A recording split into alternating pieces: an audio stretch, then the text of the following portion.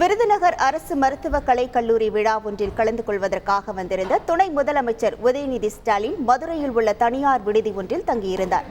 இந்த நிலையில் நடிகர் வடிவேலு துணை முதலமைச்சர் உதயநிதி ஸ்டாலின் தங்கியிருந்த அறைக்கு நேரில் சென்று பூங்கொத்து கொடுத்து தன் வாழ்த்துக்களை தெரிவித்துக் கொண்டார்.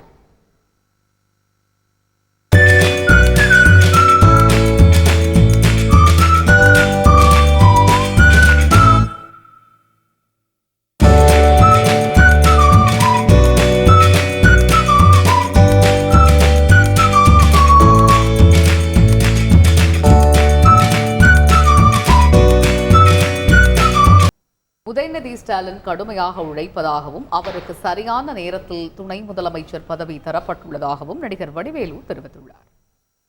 ரொம்ப சந்தோஷமா இருந்துச்சு மனசுக்கு. ரொம்ப அதாவது ஒரு சிறந்த உழைப்பாளி. இந்த வயசுல அவர் கடுமையா உழைக்கிறாரு, மக்கள்கிட்ட எளிமையா பழகுறாரு. எல்லா பேருக்குமே அவர் ரொம்ப பிடிக்கும். நான் ஒரு குறிப்பிட்ட காலத்துல அவரோட ரொம்ப நெருங்கி பழகினால அவருடைய சுபாவமே மக்களுக்கு ரொம்ப பணி செய்யணும், நிறைய ஹெல்ப் பண்ணணும், மக்களுக்கு நல்ல உதவிகள் செய்யணுங்கிற ஆசை அதிகமா இருக்கு அவருக்கு.